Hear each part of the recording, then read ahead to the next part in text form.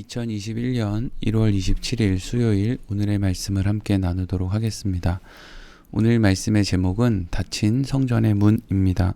본문 말씀은 에스겔 44장 1절부터 11절까지 말씀입니다. 읽겠습니다. 그가 나를 데리고 성소의 동쪽을 향한 바깥문에 돌아오시니 그 문이 닫혔더라. 여호와께서 내게 이르시되 이 문은 닫고 다시 열지 못할지니 아무도 그리로 들어오지 못할 것은 이스라엘 하나님 나 여호와가 그리로 들어왔음이라. 그러므로 닫아 둘지니라. 왕은 왕인 까닭에 안길로 이 문 현관으로 들어와서 거기에 앉아서 나 여호와 앞에서 음식을 먹고 그 길로 나갈 것이니라. 그가 또 나를 데리고 북문을 통하여 성전 앞으로 이르시기로 내가 보니 여호와의 영광이 여호와의 성전에 가득한지라. 내가 얼굴을 땅에 대고 엎드리니 여호와께서 내게 이르시되 인자야 너는 전심으로 주목하여 내가 내게 말하는 바 여호와의 성전의 모든 규례와 모든 율례를 귀로 듣고 또 성전의 입구와 성소의 출구를 전심으로 주목하고 너는 반역하는 자 곧 이스라엘 족속에게 이르기를 주 여호와께서 이같이 말씀하시기를 이스라엘 족속아 너희의 모든 가증한 일이 족하니라. 너희가 마음과 몸에 할례 받지 아니한 이방인을 데려오고 내 떡과 기름과 피를 드릴 때에 그들로 내 성소 안에 있게 하여 내 성전을 더럽힘으로 너희의 모든 가증한 일 외에 그들이 내 언약을 위반하게 하는 것이 되었으며 너희가 내 성물의 직분을 지키지 아니하고 내 성소에 사람을 두어 너희 직분을 대신 지키게 하였느니라. 주 여호와께서 이같이 말씀하셨느니라. 이스라엘 족속 중에 있는 이방인 중에 마음과 몸에 할례를 받지 아니한 이방인은 내 성소에 들어오지 못하리라. 이스라엘 족속이 그릇 행하여 나를 떠날 때에 레위 사람도 그릇 행하여 그 우상을 따라 나를 멀리 떠났으니 그 죄악을 담당하리라.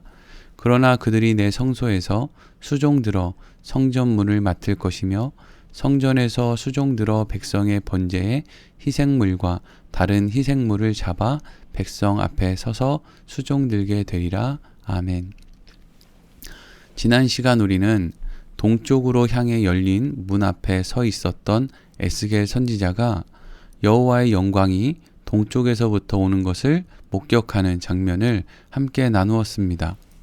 하나님께서 앞으로 새롭게 지어질 성전의 모습을 에스겔 선지자에게 보여주신 이후 여호와의 영광이 새롭게 지어질 성전에 임했다라는 것은 무엇을 의미하는 것이라고 했습니까? 이전에 예루살렘 성전에 임했던 여호와의 영광은 성전에서 각종 가증한 일을 행하는 종교 지도자들과 왕 그리고 백성들의 죄로 인해서 그곳을 떠나게 됩니다. 그런데 이때 여호와의 영광은 어디를 향해 갔습니까? 하나님의 뜻 가운데 바벨론의 포로가 되어 끌려간 이스라엘 백성들에게 여호와의 영광이 임하게 됩니다. 우리는 이 대목에서 여호와의 영광이 눈에 보이는 건물과 함께하는 것이 아니라 하나님의 뜻 안에 있는 하나님의 백성들과 여호와의 영광이 함께한다는 것을 분명히 알 수가 있습니다.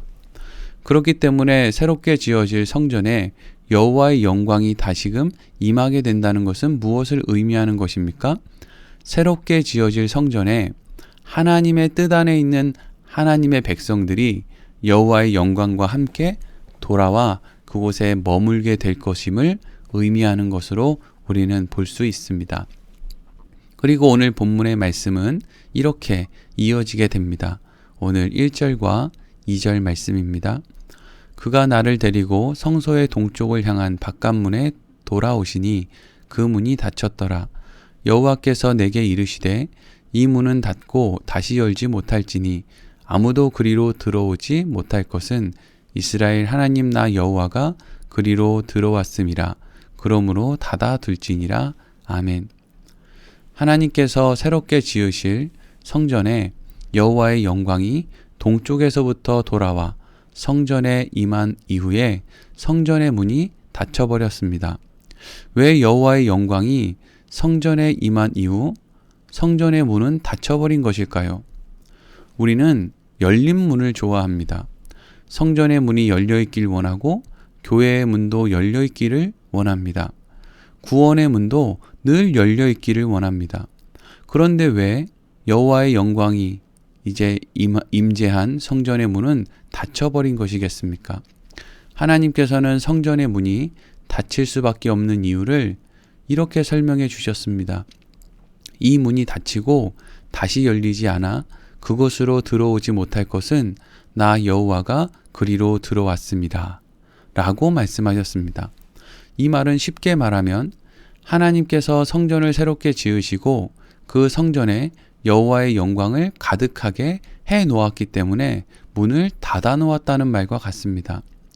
하나님께서 하신 말씀의 핵심은 지금 하나님께서 새롭게 지으신 성전은 여호와의 영광으로 가득하여진 완전한 상태이기 때문에 누군가가 마음대로 출입하면서 그 완전한 성전을 더럽힐 수 없도록 그 문을 닫아 놓았다고 말씀하시는 것이었습니다.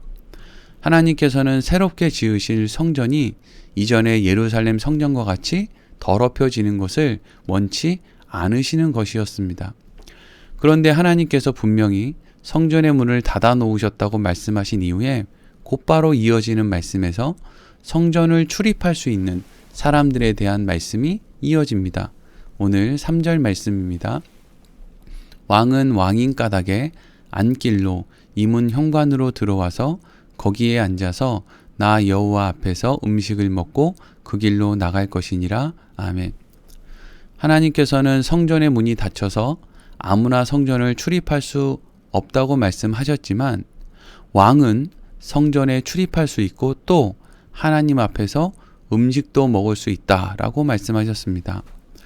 왜 하나님께서는 왕은 성전을 출입할 수도 있고 하나님 앞에서 음식도 먹을 수 있다라고 말씀하시는 것일까요? 하나님도 어떤 신분을 차별하시는 것일까요?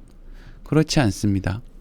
여기서 말하는 왕이라는 것은 단순히 이스라엘 백성들 가운데 세워진 어떤 왕의 신분을 가진 사람을 말하는 것이 아닙니다. 여기에서 왕이라고 하는 그 왕의 핵심은 바로 하나님의 택함을 받은 사람을 의미하는 것입니다. 여러분, 이스라엘의 왕은 백성들이 뽑는 것이 아니라 하나님의 택함을 받아야 왕이 되는 것입니다. 그런데 하나님의 택함을 받은 그 왕이 자신이 뭐가 잘난 것이 있어서가 아니라 하나님의 택함을 받았기 때문에 왕이 되었다라는 것을 잊어버리는 순간부터 교만해졌고 결국에는 부패하게 된 것이죠. 하지만 핵심은 왕은 하나님의 택함을 받았다는 겁니다. 우리가 앞서 읽은 말씀의 의미가 잘 드러나는 말씀이 베드로전서에 이렇게 기록되어 있습니다. 베드로전서 2장 9절입니다.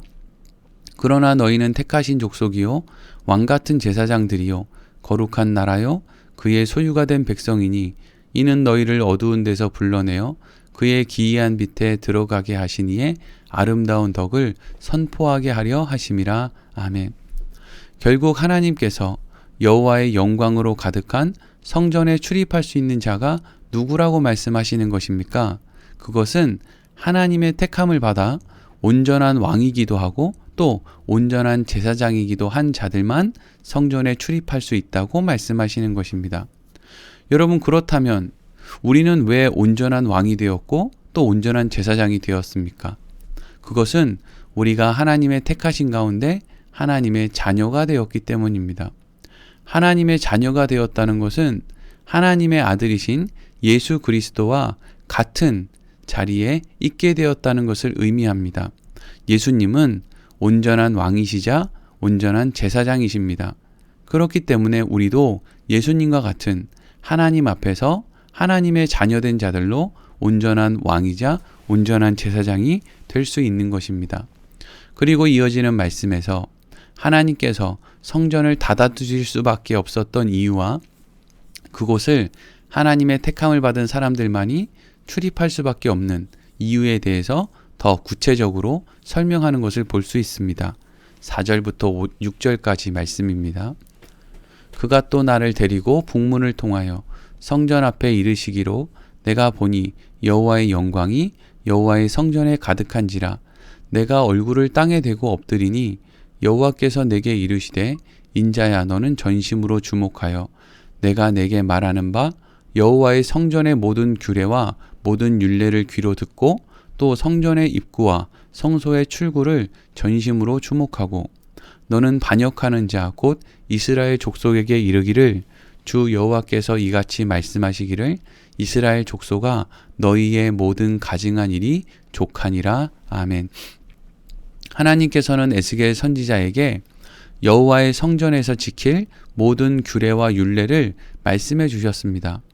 그리고 앞서 하나님 앞에 반역하여 성전을 무너지게 만든 이스라엘 백성들의 모든 가증한 일이 족하다라고 말씀하셨습니다. 여기에서 이스라엘 백성들이 행한 가증한 일이 족하다라고 말씀하신 의미는 더 이상 확인해 보지 않아도 될 정도로 그들의 실체가 완전히 드러나게 되었다라는 것을 의미하는 말입니다. 하나님께서는 이스라엘 백성으로 대표되는 모든 인생들에게 충분한 기회를 주었음에도 그들의 결론은 늘 성전을 파괴하고 하나님 앞에서 가증한 일을 행하는 것이 그들의 전부였다는 것입니다. 그래서 이제부터는 하나님의 택하심을 입은 사람들에 한해 거룩하고 완전한 하나님의 성전에 출입할 수 있게 하시겠다라고 말씀하신 것이었습니다. 그들에게 기회를 주어 보아야 그들은 성전을 망치는 것밖에 할 수 없다는 것이 분명히 드러났기 때문입니다. 그리고 오늘 본문 마지막 말씀이 이렇게 이어집니다. 9절에서 11절입니다. 주 여호와께서 이같이 말씀하셨느니라. 이스라엘 족속 중에 있는 이방인 중에 마음과 몸에 할례를 받지 아니한 이방인은 내 성소에 들어오지 못하리라. 이스라엘 족속이 그릇 행하여 나를 떠날 때에 레위 사람도 그릇 행하여 그 우상을 따라 나를 멀리 떠났으니 그 죄악을 담당하리라. 그러나 그들이 내 성소에서 수종들어 성전문을 맡을 것이며 성전에서 수종들어 백성의 번제의 희생물과 다른 희생물을 잡아 백성 앞에 서서 수종들게 되리라. 아멘. 방금 읽은 9절에서 11절까지의 말씀은 하나님께서 에스겔 선지자에게 앞으로 있을 일을 말씀하시는 것인데 이렇게 정리할 수 있습니다. 이방인 중에 마음과 몸에 할례를 받지 않은 사람은 내 성소에 들어올 수 없다라는 것입니다. 여러분, 이 말은 성소에 들어올 수 없다라고 하는 것이 핵심이 아니고 마음과 몸에 할례를 받지 않은 사람은 성소에 들어올 수 없다. 이게 핵심이죠. 그러니까 다른 말로 하면 마음과 몸에 할례를 받은 사람은 내 성소에 들어올 수 있다라는 말이 되는 것입니다. 그렇기 때문에 이방인이라고 할지라도 그가 성령을 받아 예수 그리스도의 의로 옷 입은 자라면, 그렇게 마음과 몸의 할례를 받은 자라면 그는 누구라도 성전에 들어올 수 있다라는 것을 말씀하시는 것입니다.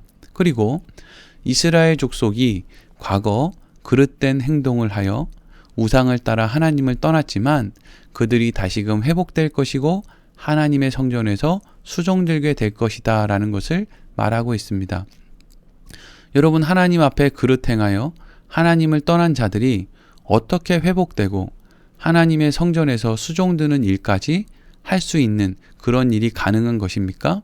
그들도, 이전에 하나님 앞에 그릇 행한 그 사람들도 하나님의 택함을 받아 온전한 왕이자 온전한 제사장이 될 때에, 성령을 받을 때, 예수 그리스도의 의로 옷 입게 될 때 그들도 결국에는 하나님 앞에 회복이 될 것이고 그들이 이전에 행했던 그 일들을 다시금 할 수 있도록 하나님께서 허락해 주시겠다라는 것을 말씀하시는 것입니다.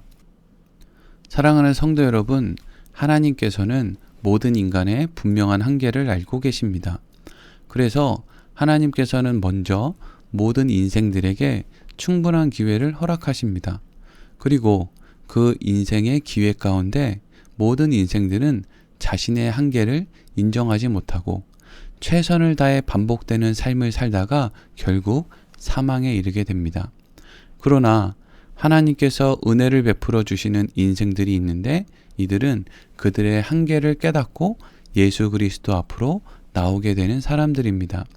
그리고 예수 그리스도 앞으로 나오게 된 사람들은 예수 그리스도의 의로 옷 입고 영원한 생명이 있는 완전한 성전을 향해 가게 되는 것입니다.